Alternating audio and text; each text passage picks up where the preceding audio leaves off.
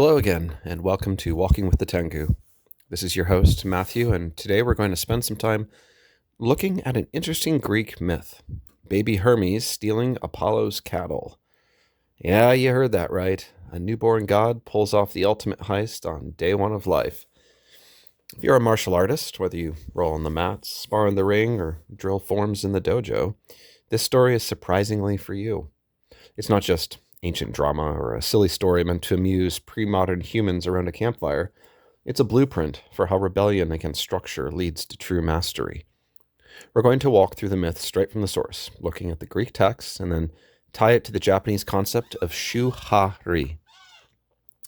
This is a concept we've looked at before, but as a quick reminder, that's the Japanese cycle of obey, break, and transcend.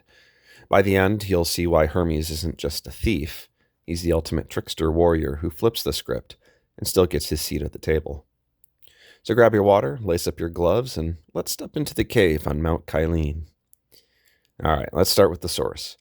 Our primary Greek text is the Homeric hymn to Hermes, an anonymous epic poem from around the 7th to 6th century BC, part of the Homeric hymns collection. We're using the classic English translation by Hugh Gerard Evelyn White. It's 1914, the Loeb edition, which is public domain and faithful to the Greek. Citations will be by standard line numbers. The hymn opens like this. This is lines 1 through 3. Muse, sing of Hermes, the son of Zeus and Maia, lord of Kylene and Arcadia, rich in flocks, the luck-bringing messenger of the immortals whom Maia bare, the rich-tressed nymph, when she was joined in love with Zeus. So Hermes is born at dawn on the 4th day of the month, and get this, by midday he's already inventing the lyre from a tortoiseshell, and by evening, well, he's stealing 50 of Apollo's sacred cattle. The hymn puts it like this. Born with the dawning, at midday he played on the lyre, and in the evening he stole the cattle of far-shooting Apollo on the 4th day of the month, for on that day queenly Maia bare him.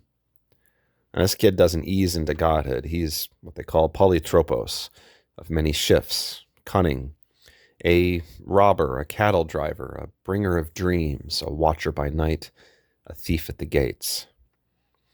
Sound familiar? And that's the archetype of the trickster who refuses to play by the rules from day one. After inventing the lyre, he gets distracted and starts thinking he wants to eat some meat. You know, typical day-old musical baby thoughts. So here's how the heist goes down. Hermes slips out of the cave, heads to Pieria, where Apollo's divine herd grazes. He picks out 50 choice cattle and drives them backwards across sandy ground. Why backwards? Well, strategy. To quote, of these the son of Maia, the sharp-eyed slayer of Argus, then cut off from the herd 50 loud lowing kine, and drove them straggling wise across a sandy place, turning their hoofprints aside.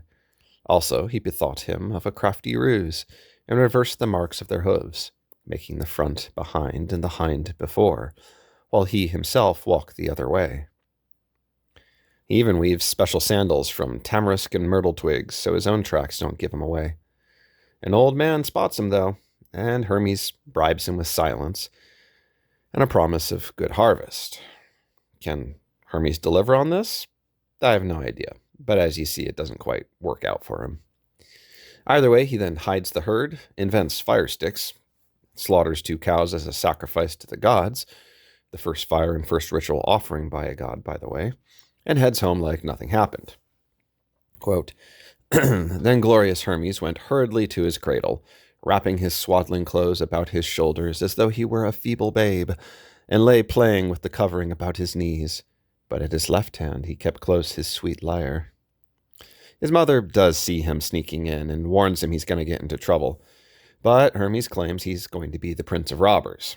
There's a feeling of resentment here towards Zeus leaving him and his mother to live in a cave.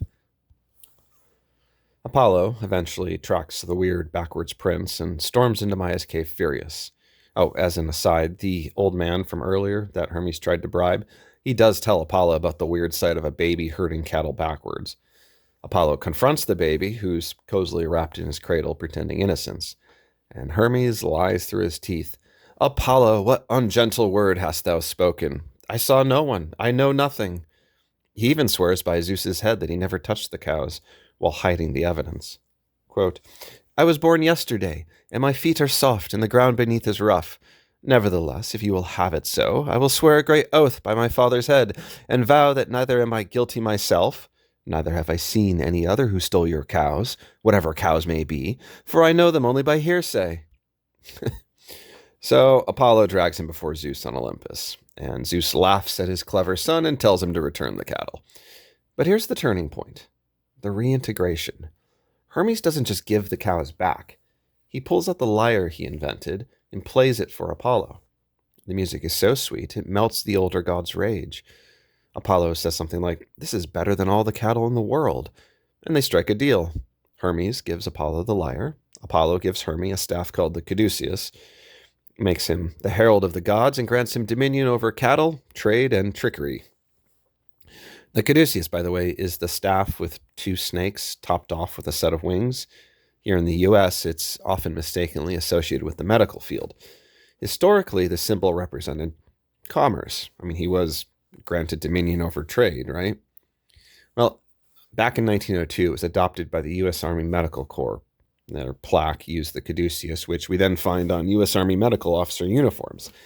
And this is what popularized the misuse of the symbol throughout the United States medical field. So, back to Apollo and Hermes. Peace is restored. Hermes gets his honors within the Olympian structure. The hymn ends with them becoming best friends. Hermes promising never to steal from Apollo's house again, and both gods heading off arm in arm. Hermes then invents the pipes to play music on as a replacement to his lyre. Rebellion complete, mastery achieved, the structure not destroyed, but instead upgraded. Now, martial artists, let's make this personal. Why does this myth touch on themes we find in our own martial arts practice? Because it's the concept of Shu-Ha-Ri in mythological form. Shu-Ha-Ri is a Japanese martial arts concept that works as a theoretical framework for modeling the learning process. It could be translated as protect, break, separate. I've mentioned it many times before in various episodes, but let me give you a quick overview. The concept comes from traditional arts like tea ceremony and no theater of all places, but was also used in the Japanese martial arts. Shu is to protect or obey, and this describes the early stages of one's martial training. This is the period where one is best off quietly absorbing all the lessons of one's teacher without too many questions. It's often characterized by rote memorization of physical technique. You follow the form, the kata, the sensei's teaching exactly. You copy the structure. You build the foundation. There are no shortcuts. Ha, the next stage, might be detach or digress. This is the stage where it becomes necessary for a student to break with the tradition of one's prior learning process and begin to test, explore, and attempt to break the techniques one has already absorbed or learned. This is where you start to deviate, experiment, and question the rigid rules. You rebel against pure imitation because blind obedience keeps you a perpetual student. This is where innovation and your personal expression starts to influence your practice. And then finally there's Ri, which is leave or separate. This is the stage of mastery where one has learned what is useful, absorbed the teaching of one's art, explored its limitations, and where now we set off on one's own, often characterized historically by a famous student setting off to start their own school or style of martial arts. You go beyond the form entirely. The technique flows naturally from you. You're no longer copying or breaking. You're creating your own path while still honoring the root. You've become the next stage of evolution in the structure of the institution. Mastery isn't rebellion for its own sake. It's reintegration at a higher level. Hermes lives this cycle in one mythic day. Think about the structure in the myth. The Olympian order. Apollo is the established god, older brother, sun god, archer, lawgiver, keeper of the sacred herd. He represents Shu, the traditional. Ordered way things are done on Olympus. The cattle are symbols of wealth, prophecy, and divine property. Stealing them isn't a random crime. It's a direct challenge to the hierarchy. Hermes, the newborn outsider, says, I'm not waiting my turn. I'm rewriting the rules. That's Ha. Ha breaks the structure with cunning, not brute strength. He reverses the tracks, invents tools on the fly, sacrifices to claim his own ritual space. He's the martial artist who, after years of drilling the basics, suddenly starts flowing into unscripted combinations in sparring, because the form no longer contains his spirit, because he's moved beyond it. Oh, but here's the genius, and why this isn't just chaos or ego. Hermes doesn't stay in rebellion. He reintegrates through Ri. He returns the cattle, mostly, offers the lyre and its music as a gift of equal or greater value, and negotiates his place. Apollo doesn't crush him. He recognizes the innovation and says, this changes everything. You're in. Hermes becomes the messenger god, the boundary crosser, the guide of souls, the patron of athletes and thieves alike. He transcends the old structure and creates a new role within the pantheon. The hierarchy is stronger because of his disruption. And that's Ri for the warrior. You don't abandon your dojo or your art when you break the form. You master it so completely that your own expression elevates everyone. Think of Bruce Lee's Be Like Water. He studied Wing Chun. It was Shu. It's traditional. He broke away to create Jeet Kune Do. That's Ha. But really, where Bruce Lee came to matter was how he transcended this into a philosophy that influenced every other martial art. That's Ri. Or consider Miyamoto Musashi, writing the Gorin no Sho, the Book of Five Rings, after a lifetime of duels. He left rigid schools behind, but honored the warrior path, founding his own style and school, which exists to this day, Hyoho Niten Ichi-ryu. In the gym, this looks like, well, Shu would be drilling the exact kata or technique as your coach teaches it until muscle memory is automatic. Ha, this would be in live sparring, you start tweaking it. You feint differently, chain moves Apollo never taught you. Using the environment like Hermes used those twigs for sandals. You might even steal ideas from other styles.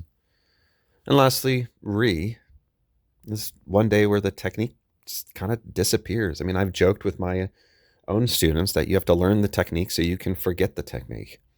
You're not thinking feint into takedown. You're just flowing. You've become the art, and you teach it back to the school, the dojo, the gym, making the whole structure better. Hermes teaches us that rebellion without reintegration is just a tantrum. The myth ends in friendship, not war. Apollo gets the lyre, representing music, prophecy, and harmony. Hermes gets his staff, his cattle domain, and respect as the clever one. Both win. The pantheon is left better off than before. As martial artists, we face the same temptation: to stay safe in the Shu phase, or rage quit when the form feels limiting. Can't tell you how many times I've brought a new technique to class and certain higher belts will be like, oh, that'll never work. And I haven't even bothered trying. The myth symbolizes a different path for us. Steal the cattle, metaphorically break the rules that no longer serve, but bring something better back to the tribe. Invent your own lyre, sacrifice the old ego, and then reintegrate as the new standard. Before we close, I have one more layer for you. Hermes does all this as a baby. No years of experience, just raw potential and audacity. That's the reminder that mastery isn't about age or rank. It's about the willingness to cross the threshold, disrupt, and then return transformed.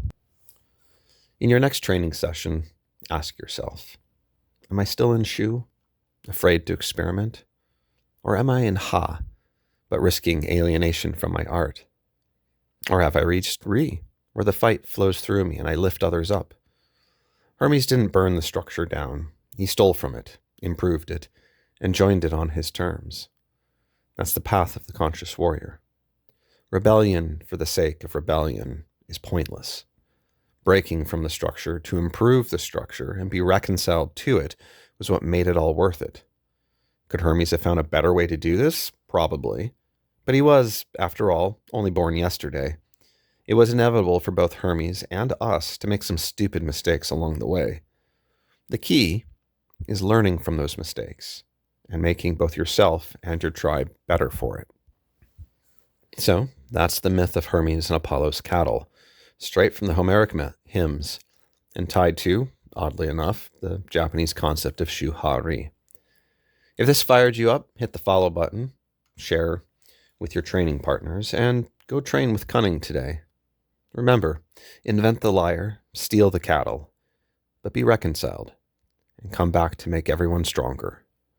Train hard, stay clever, and as always remember to not just talk about philosophy, but like your martial art, live it.